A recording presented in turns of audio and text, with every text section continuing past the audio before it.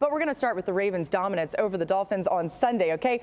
The Ravens beat the Dolphins by 37 points on Sunday, less than a week after defeating the 49ers by 14. They are the second team in NFL history to win consecutive games by 14 or more points, both against teams that entered the game with at least 10 wins. The Ravens joined the 2009 Jets, who of course reached the AFC Championship game, but then lost to the Colts. We've seen this dominance. Dan, what has this Ravens offense doing right now, hitting on all cylinders to have so much success? Yeah, their identity has become a play-action pass offense, and that's something that we have begged really since Lamar became a Baltimore Raven. We didn't know if Todd Monken was exactly going to lean into it. I love the fact that it's like their big 12 personnel. Remember, 12 is one back, two tight ends. The two tight ends on the left, I call it big because one of them is Ricard. You got 8 guys in protection, play fake. Look how long Lamar can hold this football. Not only that, but then the protection that is afforded in the pocket.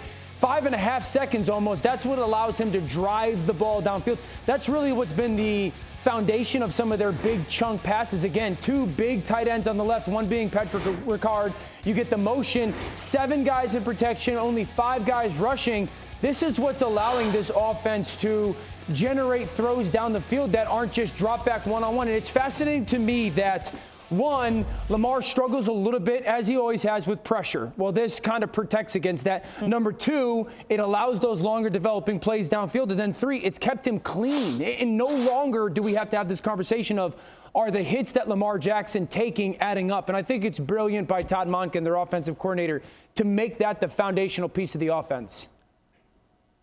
Dio, I love what you talked about with Big 12, and I think the versatility of Patrick Ricard no doubt puts this team in a situation where they can make defenses be in looks that they want. I had a drive in this game when I was watching it where I thought it was phenomenal with his usage, and talk about his perspective. Look at him block at the end of the line of scrimmage. We're going to talk about Patrick Ricard and the number of jobs that he has. This is a seal block on the outside with Van Ginkel. Now you get him in motion, and because of what Dan talked about being a big tight end, you feel comfortable with him blocking the edge. This is edge pressure. He gets his man out of the way. Lamar has a free escape.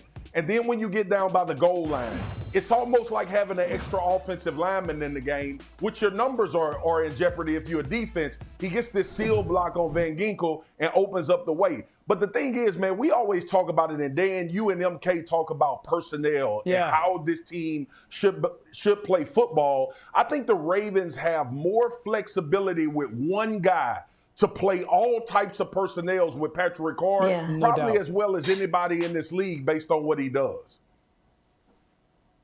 He's at home watching, show my touchdown, show my touchdown. Yeah, it was a great play. This offense, it gives you so much to defend. It was good before. I think that needs to be emphasized, but it's great now because it's so multidimensional. I mean, in the past, as good as they were, if you could stop the run and take out the middle of the field throws to Andrews, you stood a pretty good shot against this group.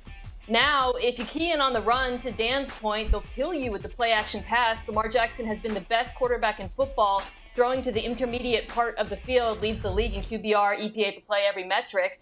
If you crowd the middle, they'll beat you outside the numbers. Now they have wide receivers who can win outside. That throw to OBJ, my goodness.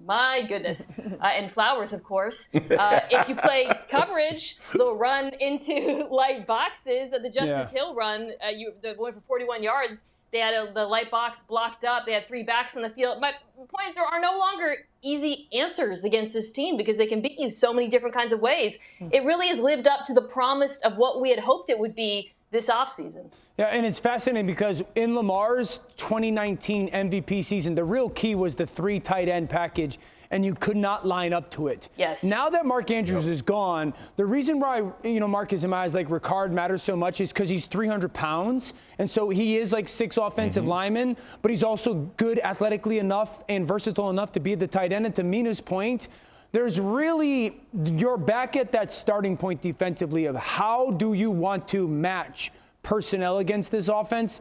And now that Lamar has got people on the outside, it's even more dangerous and difficult than that MVP season. It's just so cool to see him finally have these weapons that we've all been like begging for seems like a couple years. The other big news out of this game was the season-ending injury for Bradley Chubb from Miami. You hate to see that. Marcus, you think this is a deal breaker for the Dolphins Super Bowl hopes? It feels like it, Boogie. It feels like it tremendously. I thought they would have to kind of ride this defense a little bit in the playoffs when you start talking about how these guys potentially could get after the quarterback. And remember, they lost Jalen Phillips as well earlier this year to a torn Achilles. Okay. And these guys are closers. Y'all hear me talk about it all the time. When you get to the playoffs, it's 2 minute at the end of half, and it's usually 2 minute at the end of game situations or a drive to win the football game. And losing guys like this who can win one-on-one without you having to add pressure is catastrophic. This is a big hurt for the Miami Dolphins.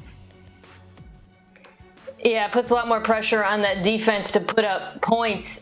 This is a defense that we talked about all year long. The philosophy changed so much with the change in coordinator to Vic Fangio, and they were able to get a tremendous amount of pressure with 4. Now Vic is going to have to call more pressure, and he has done that in the past, by the way, at various stops in Chicago at times, in Denver. He's going to have to do that now. They do have good linebackers and defensive backs who can blitz, and they're going to have to. Yeah, Jalen Ramsey might get a little bit even more involved. That's something that he would like. Chubb had 11 sacks this season, one shy of matching his career high, which was set during his rookie season in 2018. He was playing well, man. Great.